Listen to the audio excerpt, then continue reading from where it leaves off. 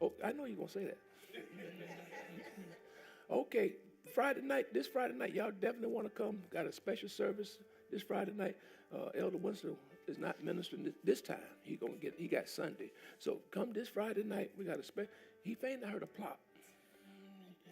I thought Jimmy fainted back there.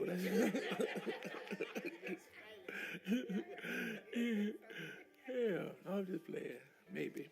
But this Friday night, definitely all my leaders, ministers, deacons, auxiliary leaders, if you can, come this Friday night, 7 o'clock, 6:45. If you come at 7 o'clock, you're late. 6:45.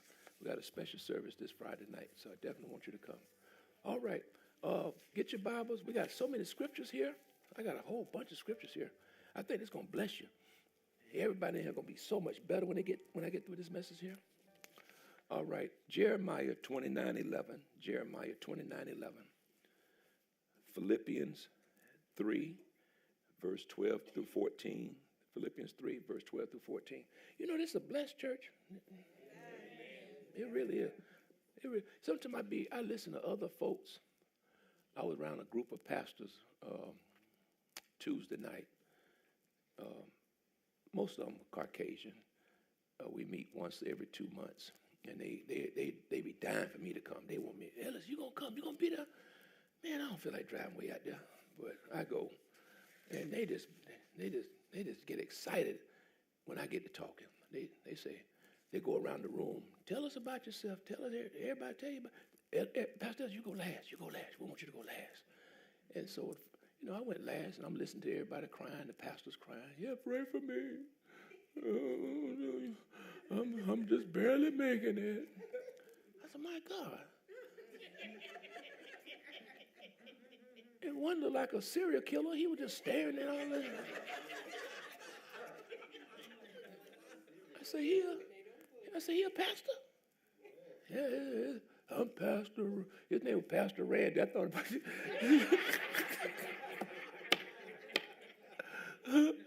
He said, I'm Pastor Randy. I said, oh, God. Somebody follow him? And it was just so much, different people crying. So it was my time.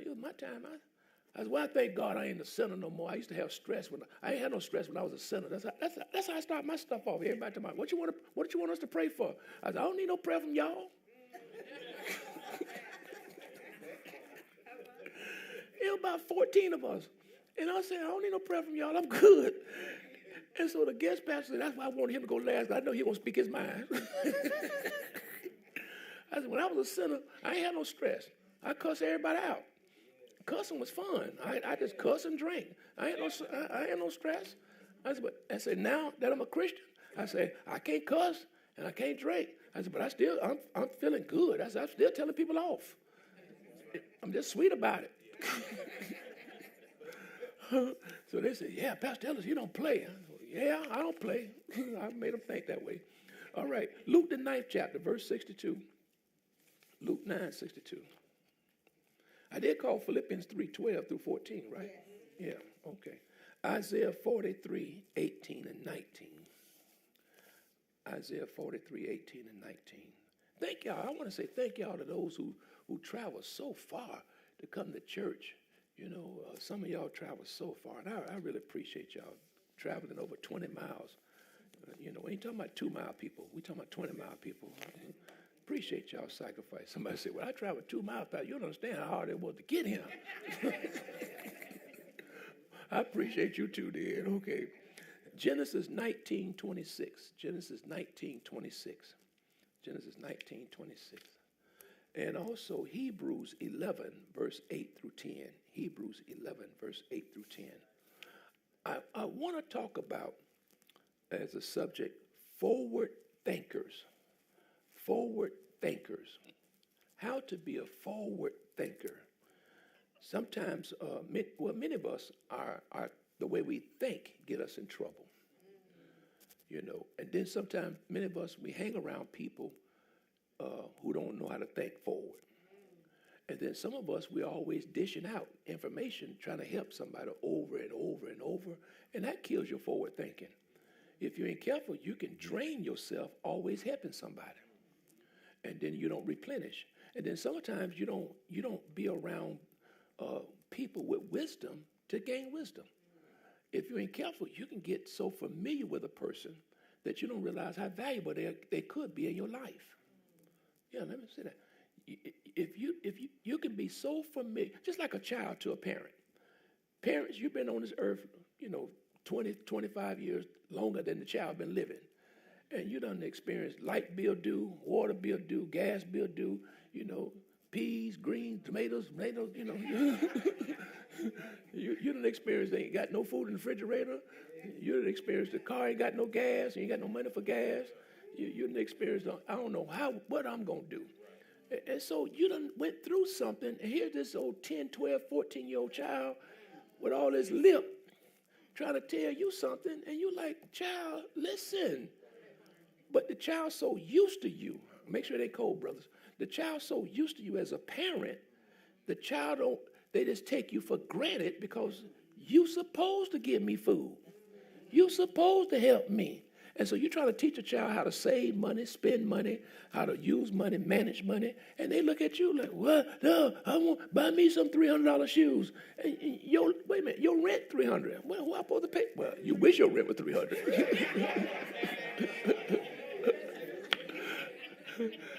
Them days over. You will never, ever, I'm going to prophesy, you will never, ever see $300 rent again. Unless your mama says, I'll charge you $300. But many times people are comfortable around people with wisdom and don't want to capitalize on it. Make sure y'all listen now. You little boys, y'all gonna play. Come on over here. Make sure you capitalize on people who got wisdom. Me and my wife, we're an open book. Many of y'all already know all our pain, all our secrets, everything we done went through, some of the things we talk about everything. We just, yeah. And sometimes people just don't even listen to us because we're trying to help somebody. We're not trying to brag. We're just trying to help somebody. And sometimes people just take wisdom for granted. And so I want to, hopefully tonight when we leave here, that we'll know how to be forward thinkers. Let me read some things to you that I wrote down. Well, I ain't wrote them down. I copied off somebody's paper. But it's something I would like to say, Watch this. What does it mean to be a forward thinker? What does it mean to be a forward thinker? A forward-thinking mindset is proactive instead of reactive. Let me explain. A forward thinker thinks ahead before it happens versus acting when it happens. Don't wait till it's happened and then try to react. A forward thinker thinks ahead. So watch this. A forward-thinking mindset is proactive instead of reactive. Individuals with this mindset are always looking ahead. You can turn me down because there ain't that many people in here, so you got to know how to work with the volume. A forward-thinking, always looking ahead. A forward-thinking person is always thinking, now you turn me too low, always looking ahead. Somebody say, man, I ain't joined the front sound team. Pastor, you don't know how to be. We working together. Ain't nobody professionals. And you'll never hear Beyonce telling her sound team what to do, right? Because they professionals. They get paid to do that. We all volunteering. Well, I ain't volunteering. I get paid. Now, watch this. Always looking ahead and planning for what could happen. A forward thinker is always planning ahead and thinking about what could happen. That's why you go get insurance, life insurance, because somebody gonna die. A forward thinker go get life insurance. A forward thinker think about retirement so that when I get to age where I'm getting ready to retire, I don't spend all my money at age 20, 30, 40, 50, 60, and then when I get to 62 and it's time to retire and I need to retire because I can't work no more, I'm tired of working. Now, who you looking to give you some money? You didn't put nothing in because you weren't a forward thinker. You kept buying potato chips and cigarettes. Okay. Hope I ain't talking to nobody, but maybe I am. Somebody say, I ain't not stuff smoking. And eat potato chips every day. Look, watch this. Individuals with this mindset are always looking ahead and planning for what could happen. They aren't afraid of taking risks. Forward thinkers are not scared to take risks, and they are always willing to learn and grow.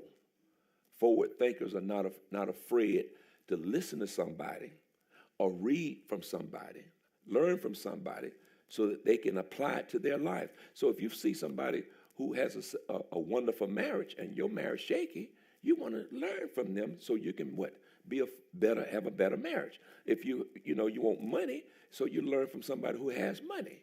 You don't go talk to bozo hobo. You don't talk to him. He ain't got no money. He gonna teach you how to be him. Forward thinkers are often highly creative. Ooh, that's good. I like that. You need to write that down.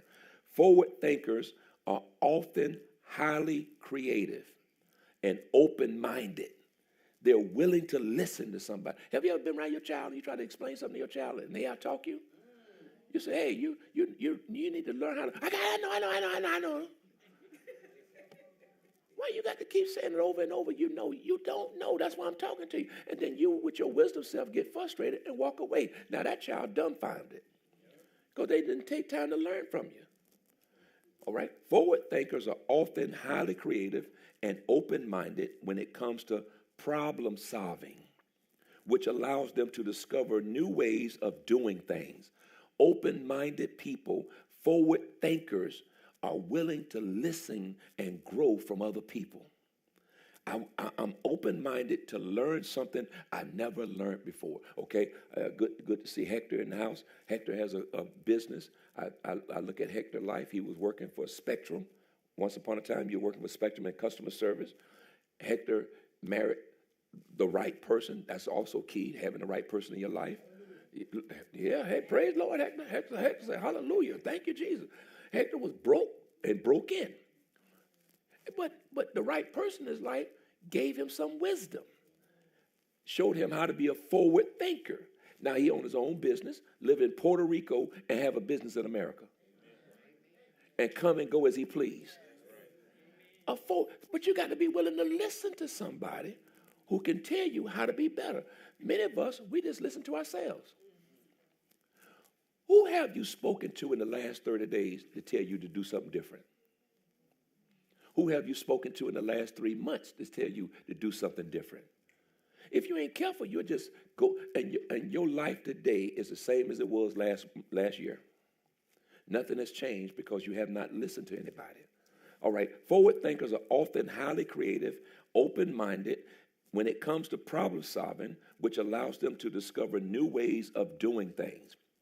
They are constantly thinking of their next step rather than being satisfied with where they are. A forward thinker ain't thinking about just right now. I'm thinking about what's next week. I'm thinking about next month. I'm thinking about 5 years from now. I'm thinking about 10 years. Where do you want to be in 2 years from now? That's short-term.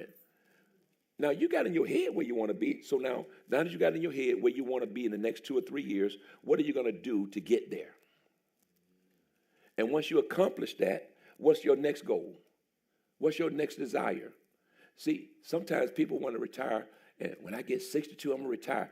You'd be surprised how many people are looking to be lazy at 62 and get Social Security, get a Social Security check, and walk away knowing I ain't got to work for nobody. But there's so much potential in you to bless other folks, but you won't bless them because you're so busy thinking about yourself. Selfish people can never grow. Let me say that again. Selfish people will never prosper. Selfish people will never have things. Even if you think you got things, it's temporary. Okay, watch this. Forward thinkers don't dwell on the past. Okay, your spouse died, your husband died, your child died, somebody died, mama died, daddy died. Yes, you grieve. But even back in Israel days, Jews of old, they had a grieving period. You couldn't keep on grieving. They even had professional grievers to come and grieve with you. They cried along beside you while you cried. But we ain't finna cry with you every month. You got to give yourself. Now, I know. You should not kill yourself because somebody done died. Yeah, you're going to be hurt. You're going to be devastated. You might go into a funk. You might go into a place of darkness for a while. But be open-minded to be willing to come out. Can somebody pull you out of that dark place? Oh, you let something happen to one of my family members, especially my children or my wife. Oh, yeah, I'm gone for a while. I'm going to the Bahamas, Mediterranean somewhere. I ain't going to jump in the water. I might put my ankle in there. Ain't that crazy? When someone overthinks too much about the past, they stop thinking forward. When you keep dwelling about your mama wasn't in your life, your daddy wasn't in your life, you didn't have a good life, you grew up poor all your life, nobody taught me. If you keep living there, you ain't going to never move forward.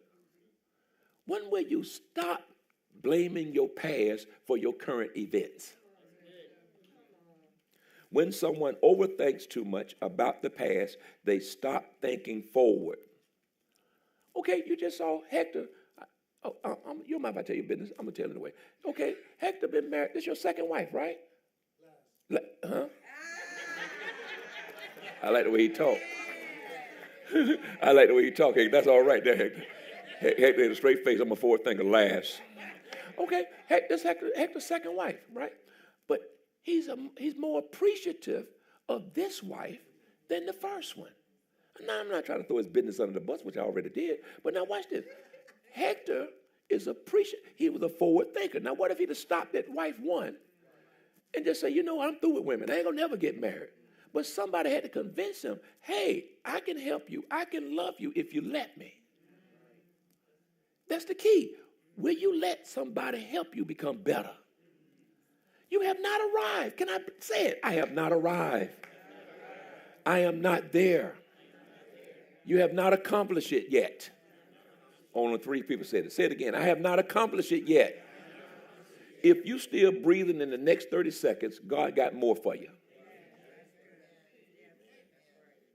God got more for you, but you are limiting yourself the way you think. You can have greater. And I ain't just talking about, first of all, quit trying to get greater in material first, and you don't have no wisdom. I want my spirit man to be stronger, better than ever before. I want my heart, my mind to be stronger, better than ever before. But first of all, what's the focus so far that we've been dealing with? Focusing on God. What good is having $1 million and I'm plumb dumb? What good is getting married and I don't know how to keep it? I want to have my mind, first of all, God, I want to be strong in you. I want to grow in you. So that's why we're on this fast, because I'm about to kill myself on this fast. Good gracious. I ain't never wanted so much candy and cookies and cakes and juices in my life. I got some people coming over to my house this weekend, and one of the persons said, Pastor, I was bringing some peach cobbler until you said. I said, Jesus, so what's wrong with me? But if you're going to get closer to God, there's got to be some sacrifices from you. Forward thinkers, why God call a fast? Forward and me, the leader, call a fast for the church. I'm a forward thinker. You're going to get stronger. You're going to get better. You're going to get more because we are thinking forward, not just right now. Because if we ain't careful, our stomach will start out preaching our wisdom. You satisfied with peach cobbler, but the devil's coming on in November 1st. And you don't know how to bind them. But you know how to put away some peach cobbler. And now you got high blood pressure. Peach cobbler give you high blood. Okay, I don't know. But watch this. When someone overthinks too much about the past, they stop thinking forward. Forward thinkers are always trying to improve. Forward thinkers are always trying to improve. And dwelling on the past isn't a helpful way to move forward. If you keep thinking about, I should have graduated from college, I should have went back to school, I should have would. If you keep living in the shoulda, woulda, coulda, you ain't going to never be successful in your now. Quit living in the past. You blew that, but don't blow your future. Okay, you didn't get the degree. Go get a certificate. Start that business. Write that book. Get going. Start your business. Man, I done had so. I'm the entrepreneur number one in the world. I done started so many businesses in my head, and I'm trying to find the right business to start so I don't have to work hard. I cop off everybody's paper. I was like, yeah, that look good. And then they start talking about how they got to do it. I said, I don't want to do that. Let me go here. And that's why many of us are not successful, because we don't want to work. We want government money. We want free money, but we don't want to work. We want hand-me-down, but we don't want to push ourselves. Unsuccessful attempts, watch this. When someone, we talked about it. Unsuccessful attempts are just part of learning new things. I like that. Unsuccessful attempts are great. You fail at it. Yippee! It didn't work. All right. You invested $5,000 and it failed. All right. I had a buddy of mine about 20 years ago.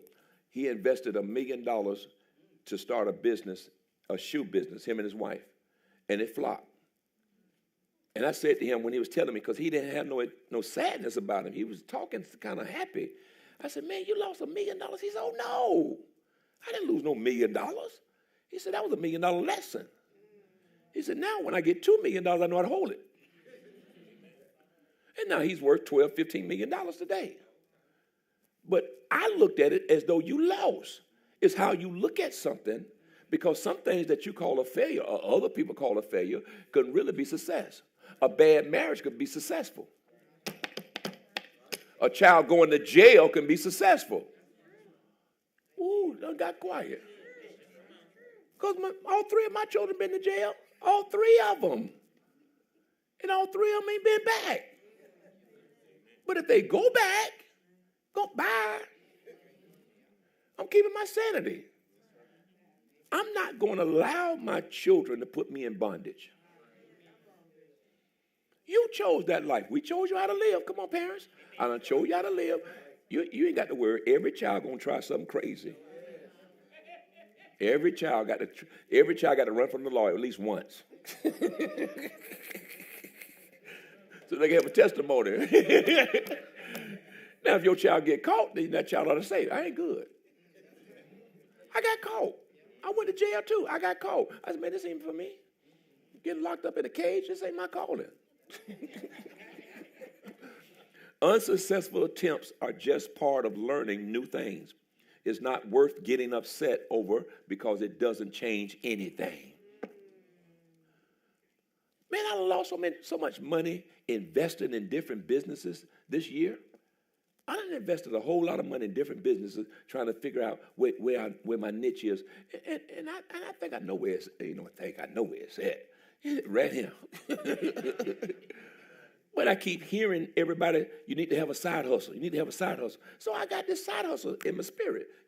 Bracelets is making me good money, but they ain't making me enough money. I want to splurge. $15 on a bracelet ain't making me no money. But it keep adding up. But you're so busy trying to get greedy. See, your mouth revealed me, right? I'm so busy trying to get greedy. Some contracts are bad contracts. Some money ain't good money. Some money is worrying money. You done made you got a $500,000 $500,000 contract, but you got a $2 million worry. A $2 million hernia. But you got I got 500,000, but you can't go to sleep for 2 years. Because you got to get this in, because you can lose that 500,000. And the money they already gave you, you got to give it back if you don't finish the contract. So now you got to worry for the next 5 years. Some things you need to learn how to turn down so you can live. Unsuccessful attempts are just part of learning new things. It's not worth getting upset over because it doesn't change anything. You still have to try again even after you fail. Don't be a quitter because it didn't work out. I done started a car wash business. I started a collection business. What else I started, baby? I started a car wash business, a collection business. I done started so many businesses. A yard. What's going on? All this. I done started a lawn service business. All of it failed. Jumping on trucks, taking off. A truck runner. A truck runner, a person. Jumping on trucks, unloading trucks. I was trying to be an unloader. Almost got in a fight at 3 o'clock in the morning. Some dudes, you're taking my business. Oh my God, this business ain't gonna work for me. Then I was trying to start a trucking business. And then my daughter was trying to start a trucking business. I was going to go in money with her, let her do all the hard work, and I just, I invest in it. I done tried different stuff, man. But I ain't gonna quit. I ain't gonna quit till God put it in my spirit to quit. Because I'm gonna keep trying until because my business, my second business is out there. Because when I retire, you quit giving up because you're 50, 60, 70 years old. There's gifts in you. There's abilities in you. So just because you failed for the last 20, 25 years don't mean you're a failure. Okay, that ain't going too well. Watch this. Keeping a solid vision. Having a solid vision means you are not easily swayed by other people's opinion. Quit allowing your current circumstance to outpreach the vision God gave you. I should have had about 5 people shouting off that. Quit allowing your current circumstances to outpreach your vision. What's in your spirit? You remember I told y'all I prayed. I ain't really prayed. I was just messing around. You know that when that lottery was $1.4 billion recently, I said, Lord, give me a number. The Lord gave me a number. Gave me a number. 3. I said, Lord, I need 5 more. You asked for a number. How about I looked at it on TV the other day? The man say, the lottery picked number 3. I said, yes! I called it. And then I tried to guess the other number. I said, 33, 56. I said, I done lost already. Having a solid vision means you are not easily swayed by other people's opinion. But you are also able to see all sides of a situation and know what needs to be done. There's nothing wrong with listening to critics. Because if I'd have listened, I listened to a whole bunch of my critics who told me not to go to Raleigh. They cared about me. They loved me. They didn't want to see me fail. What are you doing? You're doing something that has never been done before, Ellis. What you talking about? You going to Raleigh to start a church that has never been done before. Nobody in this church have never left and went that far to start a church. Everybody always went around the corner so they can be safe. And you going 6.5 hours, 416 miles to go start a church. You crazy. My friends, dear friends, they said it because they love me. You're going to have to learn how to listen to critics too. Listen to them, analyze them, but still know what your vision is. I saw y'all. I saw this, and I even see greater. Scared, but still went. Clubhouse, still saw greater. Driving down and didn't have not one member, still saw greater. What do you see about yourself that you say, nobody can take this from me? And first of all, watch this. First of all, if you're going to be successful, first of all, this is how you become successful. Learning how you can bless others. If your vision don't help somebody else, then you got a selfish vision. If you're sitting there counting how many dollars and heads you can make, I done did that so many times as a pastor. This church been packed. I mean, we had people standing on the walls. The church was packed. I would count heads. I said, yes, sir. Yes, sir. We're going to have about $15,000 a day. And then Corona gave me an offering, and the numbers and offering is $3,000. I said, what just happened? All these people here. Because I was counting heads from the pulpit. And God didn't want me counting his heads. These are God's people, and you counting money. And then there's times, there's been some Sundays where it was less than this here. On some Sundays, less than this here. I got discouraged and preached up something because I know ain't nobody had no money in here. Because all I saw in the audience was children and offering $10,000. I said, wait, that don't make no sense. I want to understand, God. He said, quit counting my heads. Your business, that thing that you say don't look like it's going to prosper, is worth millions. But you too busy trying to get the millionaire and don't even know how to get that one little child. That one little child going to grow up and be a millionaire if you just learn how to love on that child real good. You bypassing a drunk. You bypassing a child that's, about to fail school, and yet that child going to be a millionaire and going to remember how you love them. Be careful how you treat people. If your vision is not blessing and helping somebody else, you got the wrong vision. Wow. Forward thinkers know that getting stuck on one idea or option can come back to bite them in the future. Getting stuck on one idea. You heard what I said? I tried many different businesses, and all of them failed, but I kept on trying them. But so far, this one right here working, preaching, because I know how to give myself away. I don't go around trying to make money. I go around trying to bless people. They aren't afraid of change. Forward thinkers are not afraid of change and welcome it because they understand it's the only way to grow as a person. A forward thinker is always looking to grow. Are you satisfied on your job? Are you satisfied in your career? Are you satisfied in your walk? Are you satisfied in your marriage? Are you satisfied in your skin? Then do something about it. How can you be a blessing to other people when you're always down? I'm learning how not to be around down people. I'm all right. I know how to be down to myself. Why I need a company? I don't need no. Me and Victoria was in the kitchen the other day, and Victoria and Bella was in the office, and Victoria hollered from the kitchen, "Hey, Mom!" Bella said, "Hey." Victoria looked at me. I said, "She spoke to you. What's wrong with her?" Now me, if she'd have spoke to me that way, I ain't going in there. First of all, I got in my feelings. If I'd have spoke to you and you in the office, I'd say, "Hey, Beverly." "Hey." Okay, wait a minute. Now, you ain't give me that same energy that I gave you. But I love what Victoria did. She didn't let that go. She said, "I'm finna go ahead and check on this here." Go right ahead. You're going to get the same thing. "Mom, what's wrong with you, Mom?" Because she know that that's not her mom. You always happy around me. So when she didn't get what she was expecting, she went and checked on, "Hey, what's wrong with you, Mom?" She said, "Oh, nothing, I'm fine." I said, "Oh, see, I'd have missed my blessing because I'd have got in my attitude because I didn't get what I thought I should have got." And many of us are missing our blessing because you think you deserve something. I'm seeing so many African Americans lately acting like they entitled and don't know how to be appreciative. I had a situation today.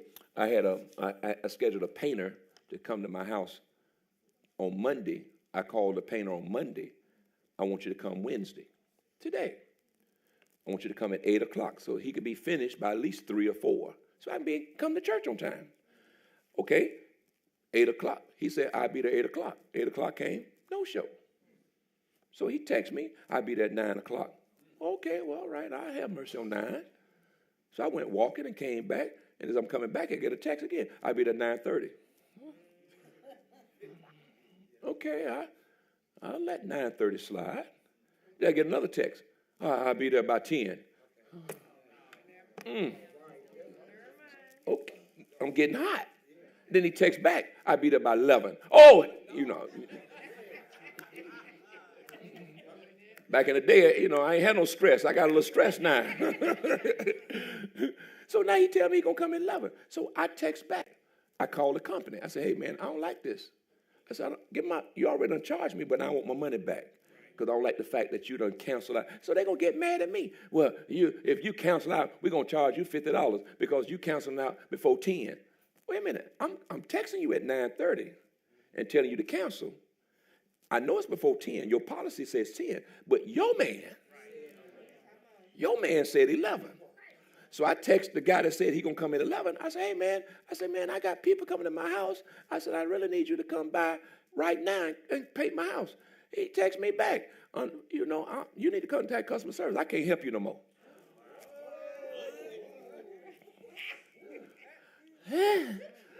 Oh, Jesus. Oh, Lord. So now I know I got to preach on forward thinkers. I already know I got to preach on forward thinkers. So I'm saying to myself, "Okay, God, you allowed this to happen. You allowed this to happen so I can have a forward thinking mind." Now, first of all, Eric, you want the house painted. You want the wall painted, right? Yeah, I want the wall painted. Is it going to get done? Yeah. But you want it done by this person. Yeah. He mistreated you. Yeah. The bottom line is you want the wall painted. Yeah. Is it going to get painted? Yeah. Then why are you crying about this? let that person go because you're a forward thinker. He missed out. But I'm human. Humans hold on to stuff. And we want to get revenge. And I couldn't let it go. And I'm getting ready to preach tonight on forward thinking. I can't let it go. So guess what? I got to contact them again. The wicked witch of the wist. Because I need to get you back. You ain't going to let this slide. And so finally I sent another message to I said, I want to speak to the manager. And so the manager finally contact me, say, hey, I'm sorry about what happened. You ain't got to pay the $50 cancellation fee. As a matter of fact, we're going to give you $30 credit. I don't care about all that. I want my house painted. And they said, if there's anything else we can help you with, sometimes people have to help you think forward. A negative situation sometimes help you think better. You'll get better results from somebody telling you, mistreating you. Ooh. Look at this, Jeremiah 29:11. Forward thinkers, Jeremiah 29:11 says this. For I know the plans I have for you. This is talking about the future. God talking about the future. I know the plans I have for you, declares the Lord. Plans, it ain't talking about right now, it's talking about future. Plans to prosper you and not to harm you. Plans to give you hope and a future. This is God talking about, he's a future. God is a future thinker. God is thinking futuristic about you. I got plans for you that you don't even know about. I got plans to prosper you. And we keep thinking the word prosperity from the Western world is always about money and material. I'm going to get a new house. I'm going to get a new car. No, you're going to get your car taken, but you're going to have peace. Because you're struggling with the car note. Ooh, I didn't come to church for that. I was looking for a prophecy that my car going to be paid off next week this time. No, your car going to be taken from you next week this time. And you're going to have peace about it. And quit getting all, okay, let me help the church out. The credit score is rigged, okay? The credit scores are rigged. It's rigged for you to be broke. When I got out of credit card debt, I got out of car note debt, my credit score went up to 800 plus, and I'm so excited I got 800 plus. Now here come the credit bureau sending me letters. Won't you go get a loan? You're the credit bureau. You're the one report my credit score, and you want me to go get in debt? It's going to lower my credit score? Quit worrying about your credit score. Just pay your bills on time. Get out of debt. Pay stuff off in full in cash. And some of y'all, you're going to have to lose something so you can have peace. We just want everything to, God, pour it out. Okay, I'm going to pour out bankruptcy on you. I'm going to pour out foreclosure on you. I'm going to pour out divorce on you because I'm about to lose you. Because you're letting stuff worry you. You're letting people worry you, and I'm going to allow some things to be taken from you so I can keep you. Paul had problems in his health. He said, Lord, come on now. I've been serving the devil, and I had good health when I was serving the devil. And now I'm serving you. I should have perfect health because I ain't going nowhere. Paul, I know you better than you know yourself. So, Paul, I'm going to let you get hurt. I'm going to let you have pain. I'm going to let you go through anguish. I'm going to let you go through sickness because I don't want to lose you. Maybe some of the things you're going through, watch this, it's got you praying anyway. That pain got you praying harder than ever before. I mean, you crying in the middle of the night. Oh, guess who you praying to? That thing that you say, God, I'm fasting that this thing go away and it's getting worse because God want to keep you. What good is having good health and go to hell full strong? Somebody say full strong. Jeremiah 29:11 says, for I know the plans I have for you, declares the Lord, plans to prosper you and not to harm you, plans to give you hope and a future. This is God who's a future, who's a forward thinker. This is God in Jeremiah 29 who's a forward, and he's not thinking about himself. He's thinking about you. I want to bless you. Can your forward thinking bless somebody? Man, okay, all right. Oh God, yeah, I can say it because I did it. I've been, okay, where's Xavier? Xavier here? Come here, Xavier. Come here. Hurry up, Xavier. Limp on up here. Run on up here real fast. Don't act like that girl who had hemorrhoids the other day. Come on. Okay. All right. Xavier, come on, Xavier, stand right here. Come on, I'm going to put my arms right. I ain't gay. All right, Xavier been in my spirit real heavy for about a year and a half. Real heavy. I couldn't shake Xavier out my spirit. I said, oh, man, great day, God. I said, oh, Lord, what's this all about? Is Xavier finna down me? I said, Lord, cover him, protect him. But I didn't feel death. I felt a sense of elevation. I said, Lord, bless him, God, watch over. And it kept going stronger and stronger. God bless him. Watch over him. God prosper him. And then he lost his job. And then I was able to hire him. I said, oh, that's what it's about. I couldn't shake him out my spirit. That's what it was about. Thank you. Thank you. Then there's a young lady I've been thinking about. She ain't in here, so ain't none of y'all don't think it's y'all. She ain't even in this state, so don't even think it's y'all. But I'm getting ready to say next. So there's a young lady I've been thinking about. I want to bless her with my car. I want to bless this young lady with my car. I said, oh, God, I want to bless her. I said, but I never told her. I never communicated nothing to her that I want to bless her with my car. But then she reached out to me today, and me and my wife sent us a text. She said, hey, ain't heard from her in months. Just want to say, hey. I said, Lord, you getting ready to do it, ain't you? You getting ready to position me to bless her with this car. Because she texted the time I was thinking about it.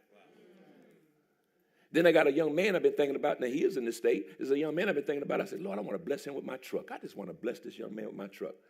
And then I saw him at the place where I was going to shop at, and he was working. I said, Lord, look at that. I said, Lord, you getting ready to position me to bless him with my truck. If your vision is not in a position to bless somebody, then you got the wrong vision. You ain't going to never prosper when you're selfish.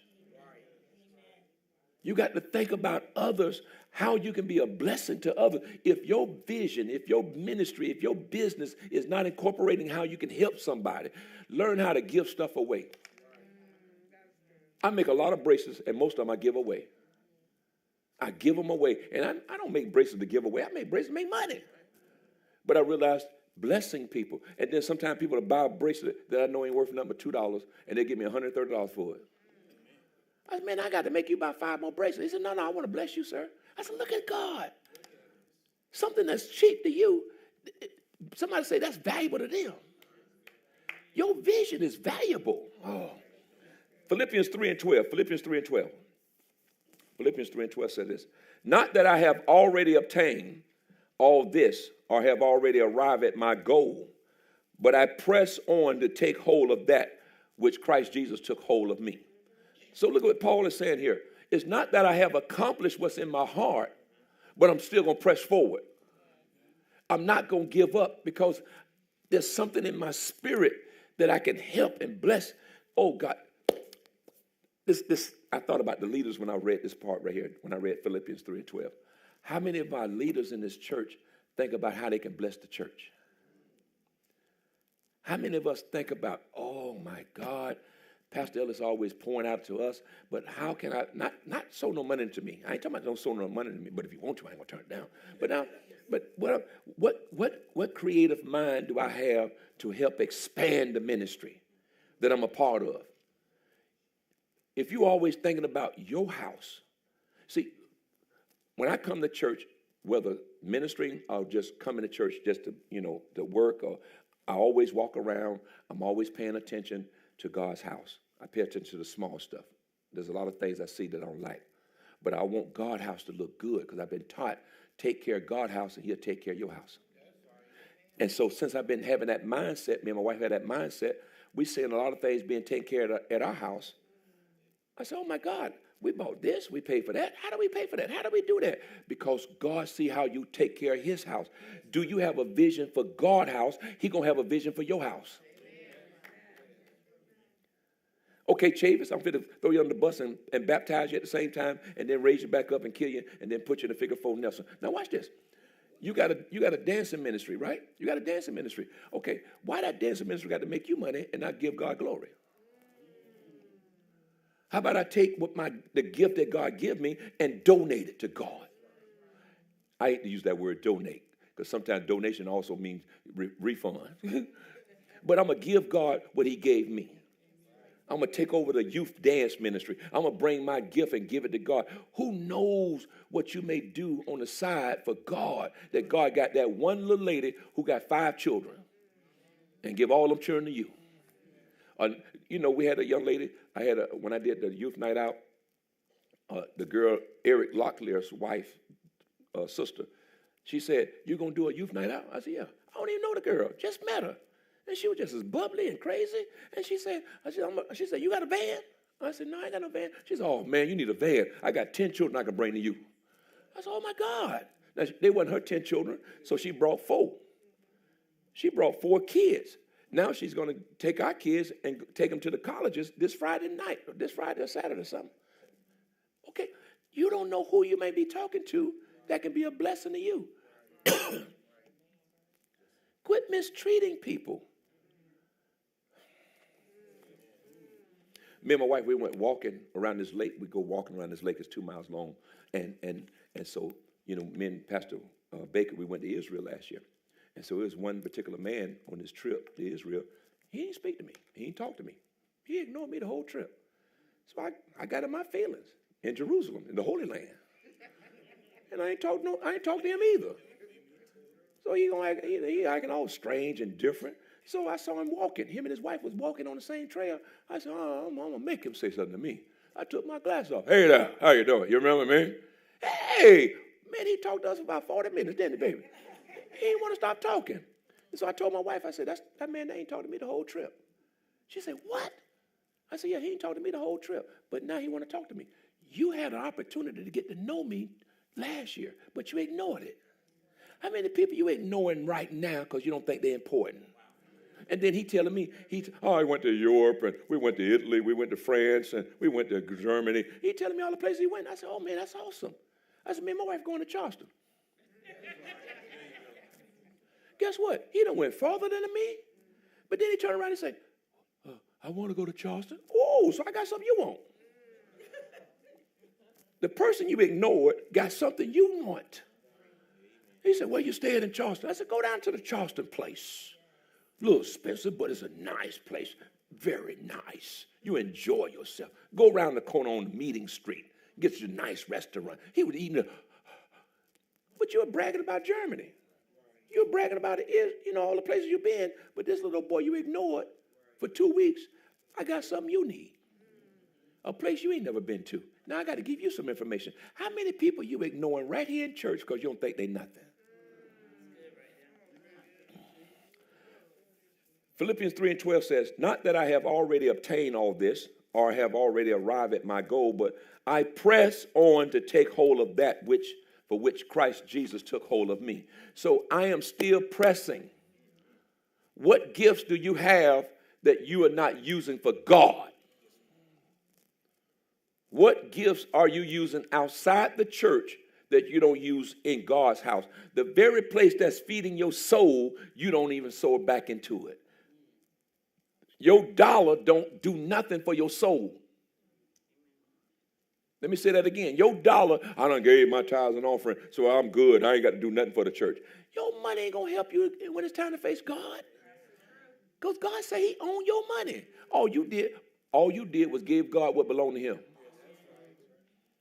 But the gift that God placed within you, the very thing you don't want to do, the very thing you can't stand doing, can you do it for God? Since he the one put it in you. Woo! Look at something in verse 13. "Brothers and sisters, I do not consider myself yet to have taken hold of it, but one thing I do, forgetting what is behind and straining forward towards the high mark." I'm straining ahead. Forward thinkers always press towards the goal. You're going to have to fight to get out that rut. It's easy to be in a rut. It's easy to be poor thinkers. It's easy to say mad. You mad with somebody that did something to you back in 1995. And here we are getting ready to go into 2024 and you still acting crazy. You won't let it go. They fired you. And yet you got fired so you could start a business. I tried to start a cleaning business. Office cleaning business too. I tried to clean offices. Yeah. Man, I done tried it all. And I'm going to keep on trying because it's out there. I know that God called me for this here, but I'm going to keep on moving forward because I believe my millions are out there. Millions calling me, "Eric, come here, Eric." I'm coming, but I'm not a zombie. Because I'm looking to get millions so I can bless other folks. I can't wait to build low-income homes. I can't wait to build retirement centers. I can't wait to build a place for the kids who get out of foster care. When they get 18, they get out of foster care. I got a place where they can go and learn a trade for free. Ooh, I can't wait. I got a vision. Forward thinkers. What vision do you have besides, I'm looking for a job? You ain't no forward thinker if you keep looking for a job. You're looking for somebody else to give you what they think you deserve. And can I bless you? Whatever job you're working at, you're worth more than that. If you, watch this, if you make $50,000, they give you $50,000, they give you $60,000, you bringing them in $300,000. That's the reason why they paid you $50,000. That's why you're getting $60,000, and you all excited. I'm making $80,000 a year, but you helping them make $400,000 a year. And just think, you got 300 employees, and all of them making $400,000, but getting paid a fraction. Why you can't a fraction? You can't take your mindset and go start your own consulting business. You can't do business on it. What vision that you have besides sitting on your rusty dusty? You can be a mechanic. You're a flower lady. Now you know it get cold in Boston, right? It gets super cold in Boston. I read where a young African American girl, she was just doing flower pottery business, going around different people's houses and helping them with their flowers and helping them grow and feeding their flowers. And I said, and she blossomed and started her own flower business in a cold city. God breathed on her business that flowers need sunlight, they need fresh air, and she in a cold place and it's booming. Some people are going to think your vision is stupid and you can't share it with everybody. I done had people talk to me. I'm the pastor. Pastor, this is what I want to do. And I'll be saying to myself, that's crazy. And the reason why it's crazy is because I wouldn't do it. But that's your vision. And so I have to learn how to say, okay, well, I'm going to give you the protective advice, but go ahead and give it a try. But I'm going to give you my protective advice. You know, because you don't want to jump out there and do something. And please don't jump out there talking about the Lord said. The Bible says there's safety in counsel. Luke 9:62. Jesus said to him, no one who puts his hand on the plow and looks back is fit for the kingdom of God. You can't even go to heaven looking back. Wow. Forward thinkers, quit thinking. You in the 6th grade and you keep thinking 5th grade. I miss my 5th grade friends. You in the 12th grade thinking about 3rd grade. I don't want to go to the next grade. I don't want to leave high school. I want to stay here in high school because I don't want to miss my friends. Man, no, you're going to be in the 12th grade and you're 25 years old. Because you don't want to leave your friends. Yes, you had good times with your friends, but you're a forward thinker. You got to move forward. And some of y'all going to have to go back and save your community. I go back to my hometown. The first thing I do, I drive through my community. It's all run down. It's horrible. And I got a vision for it. It's drug infested. I got a vision for that drug infested community that I was raised up in. It wasn't drug infested when I was there, but it's drug infested now. Do you have a vision for somebody else? How can you help somebody starting within the church? What's your vision for the church? How can you make it better? But you're giving your pearls to swine. The Bible says, quit giving your vision to swines. You're making other churches rich. You're making other people rich, but you don't make your church rich. But yet your church making you rich. Whew. Luke 9:62. Jesus said to him, no one who puts his hand on the plow and looks back is fit for the kingdom of heaven. You are not fit to go forward in God's kingdom because you keep looking in your rearview mirror. Isaiah 43:18, I got to rush. Remember not the former things. Look at God. Quit thinking about the things in the past, nor consider the things of old. Behold, I'm doing a new thing. Isaiah 43:18. Now it springs forth. Do you not perceive it? I will make a way in the wilderness and rivers in the desert. So your vision going to look like it's nothing, but God going to breathe on it. This church, we're in the place that was supposed to be a building at. Everybody told us, you can't have no church here. Oh, it's too many rocks. There's no place to have no church here. But we already done bought the land. I'm like, God, we done spent $50,000. I ain't got no money. I don't know where else to go, God. And they telling us we can't have no church here. Then out of the blue, oh, we found a little spot you can have church at right here. This little spot right here. This is the only spot you can have church at. Look at God. And you being blessed in a spot that said, nobody, I wouldn't be down in that little valley. I done had plenty of people tell me, I wouldn't be in that valley. But yet, remember a few years ago, they had a big flood. I seen churches sitting up here this high underground. And I had people call me, Pastor Ellis, you all right? Because I know you're underwater. I saw the water coming down the hill this high. I'm looking at the water come down, and it was like the Red Sea. The water came to the door and split. And you had churches sitting up on top of churches, and they church underwater. I said, Lord, they got a hill. They're on a mountain, and we're in a valley, and the water went past because you're on blessed land. Quit looking at something that you say ain't going to prosper. You want to put your church, you want to put your business, you want to put your house on the main road so everybody can see you. And God want to put you in the backwoods so you can prosper. Ooh, look at this here. You're thinking small. Genesis 19:26. Genesis 19:26. But Lot's wife behind him looked back, and she became a pillar of salt. She was supposed to be on his side. Follow me as I follow the Lord. Quit having your own ministry and God ain't breathing on it. Some of us got private ministries and you don't even want to tell your pastor nothing about it because it's your ministry.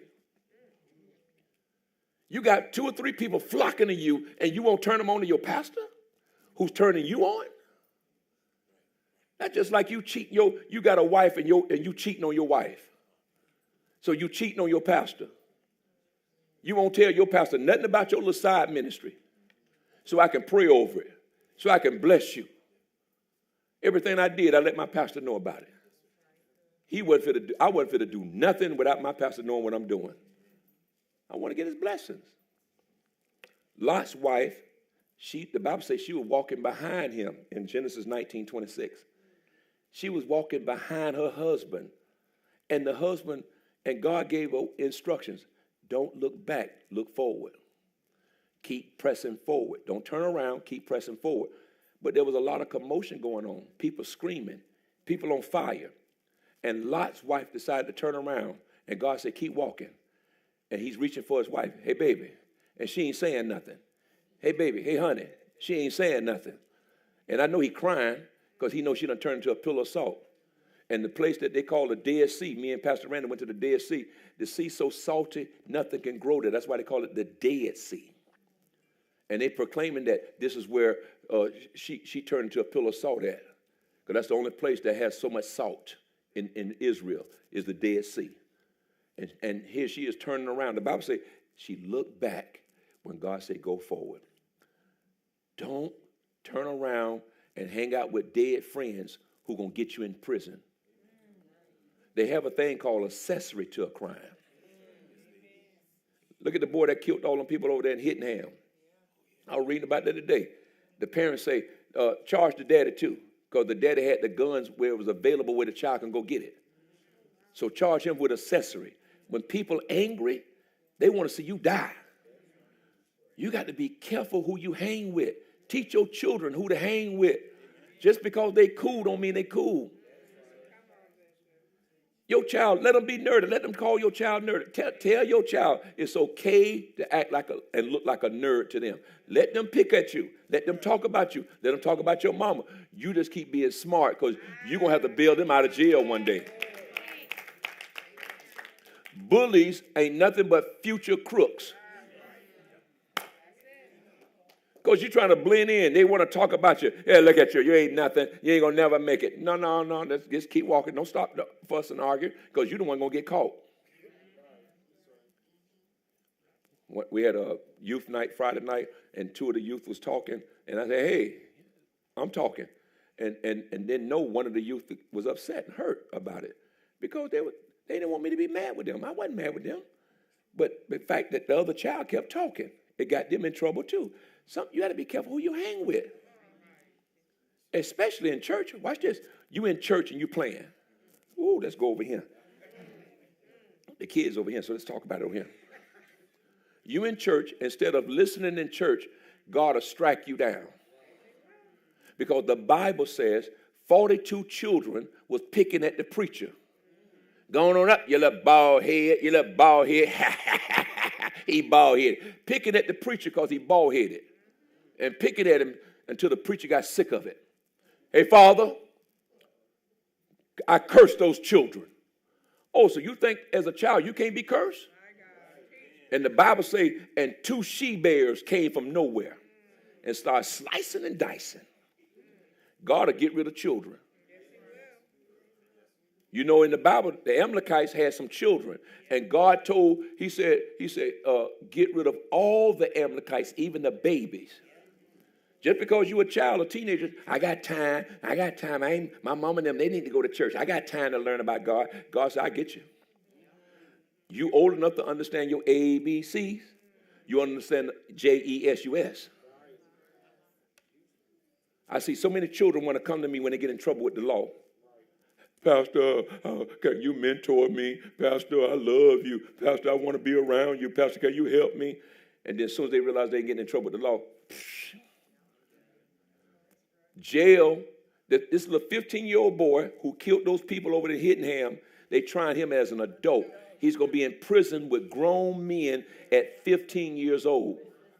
He's going to be somebody's girlfriend for the rest of his life.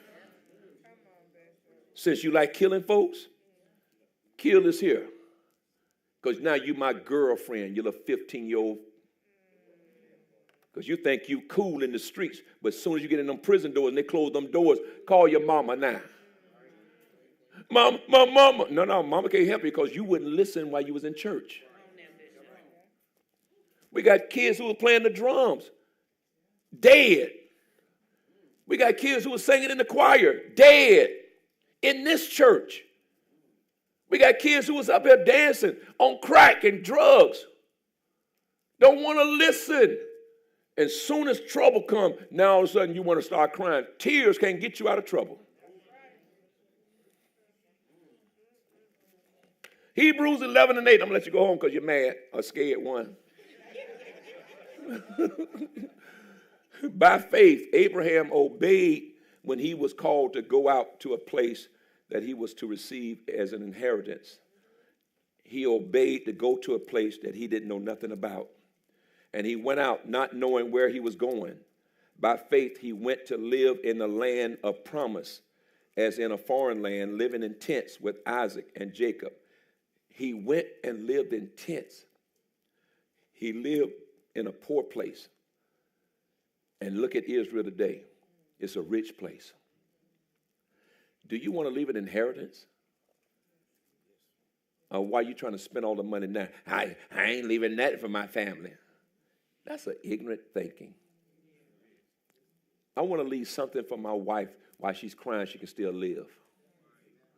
I want to leave something for my children. They can enjoy life while they're still crying and hurting. Quit thinking about people not prospering. Go get some life insurance. Quit being cheap. Parents, get some life insurance on your children because they quick to die now. We got life insurance on all 3 of our children. They're adults. And we done told our children, won't y'all go get some life insurance on your parents? Y'all adults, get some life insurance on your mom and daddy. We're all right. Oh, no. Go ahead, but we got life insurance. We're going to make sure we cool. Look out for each other. You know, a lot of these churches, they are building bigger churches, Caucasian churches. They're huge because some of them leave life insurance to the church. They ain't got no family, so they leave life insurance to the church. And the church get $300,000 or $400,000 from a grandma who done died. And they only got 10 members, and they go build a $3 million building. I done seen it happen. And here we are, African-American church, and we don't want to, ain't been taught to save money, ain't been taught to give money. So next thing you know, we still living in a storefront building, and your child don't want to have nothing to do with no storefront. That's time to have a vision. It's time to think forward. It's time to stop being small thinkers. Think, how can I be a blessing to God's kingdom? And he's going to pour it into you. God, how can I be a blessing to your kingdom? What can I do to be a blessing? And if nobody show up but just 2 people, did God call you? Tyler, don't quit because 2 or 3 people show up. I don't care if 2 or 3 people show up. When I started this church, nobody showed up. And then when my wife and kids came here, then I had 4 people show up to my church service. My wife and 3 kids. And I preached like it was a house packed. Stay the course. One thing Tyler, and I'm talking to everybody when I'm just calling Tyler name. My pastor said this before I left and came to Jacksonville. He said, treat the church like a store. I said, what? Treat the church that you're going to start like a store. Nobody's showing up, but at least they know you're open.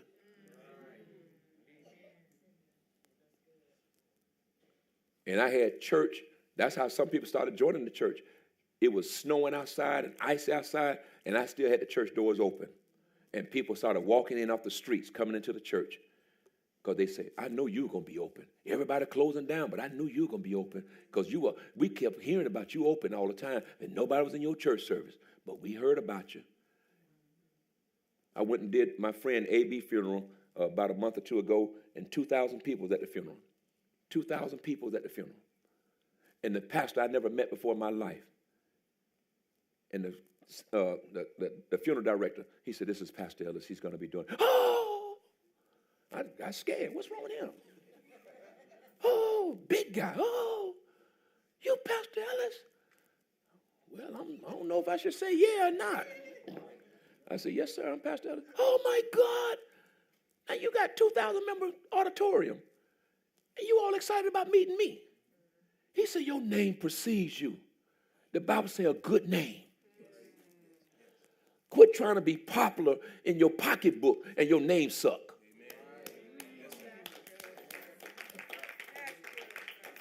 There's some churches that you know of. You know some churches who are bigger than us. But you say, I wouldn't do, because you know the pastor.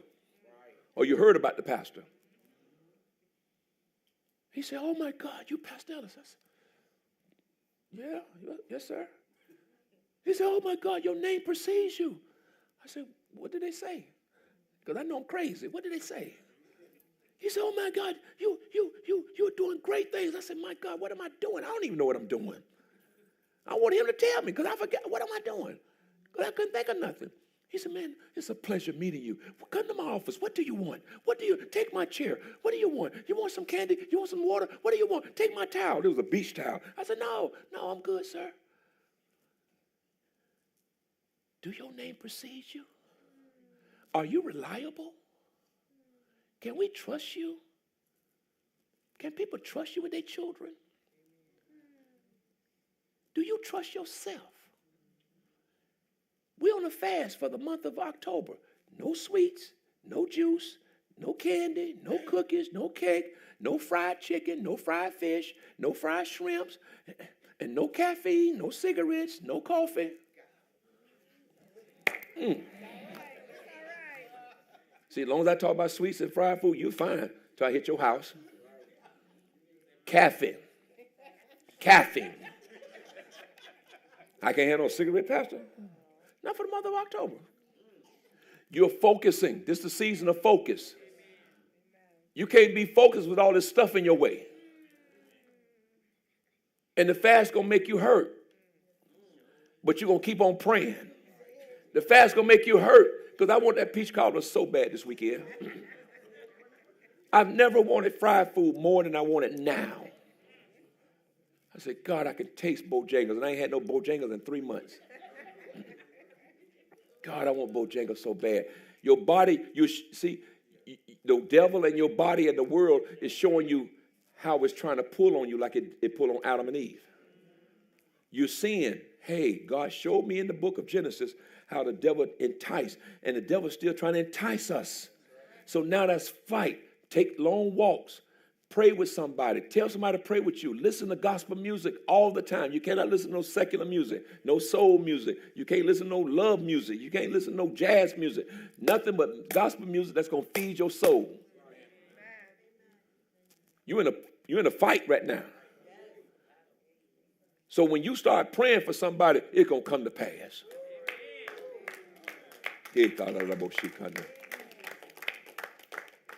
You're going to pray over your own self when you start having pain. It's going to come because God's going to say, I got to honor that fast. They did something for me. I got to do something for them. But you got to sacrifice something. You just can't be walking tiptoe through the tulips. God, now bless me. I need your help. God said, you ain't did nothing for me. You ain't brought nothing to my kingdom. You ain't try to provoke. You ain't try to provoke nobody to live holy because you don't live holy. Nobody in your neighborhood even know you're a Christian. They still cuss when they get around you. They don't even, because if you say you're a Christian, I'm sorry.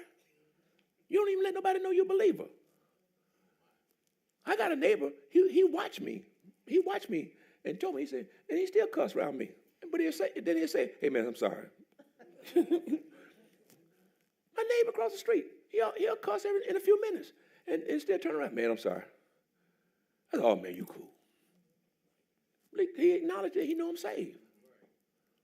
You ain't got to preach to everybody, but you sure need to live in front of everybody. All right, I don't went over my time. I'm sorry. No, I ain't. Forward thinkers, come on, Father, we thank you so much for your word. Thank you for provoking me, revealing me, loving me, and showing me that I need to do better. I'm tired of being stuck in the rut. I'm tired of thinking in this quicksand of thinking and living. I'm ready to get out and move forward. Show me my vision. Show me my prosperity. Show me my future. Show me what you want for me to do in your kingdom. And I'm ready to do it. God, I pray for everyone's vision. I pray for everyone that's under my sound of my voice, that you would prosper them, encourage them, sanctify them, let them be holy. And God, as they live holy for you, let their name spread. And God, we know that the devil comes to steal, kill, and to destroy, but you come that we may have life and more abundantly. And God, we got life. We're not worrying about what the devil trying to take. We're not worrying about what the devil trying to do, because we realize that the devil could do nothing except God allow it. And God, we thank you for strength. We thank you for power. We thank you for the anointing. I'm a better child of God after tonight. I'm going to think forward. I'm going to think stronger. And I'm going to be better. And I'm going to bless somebody. And I thank you for loving me. In Christ's name we pray. Amen. Be a blessing in your giving. God bless you. Love somebody. Encourage somebody. Amen.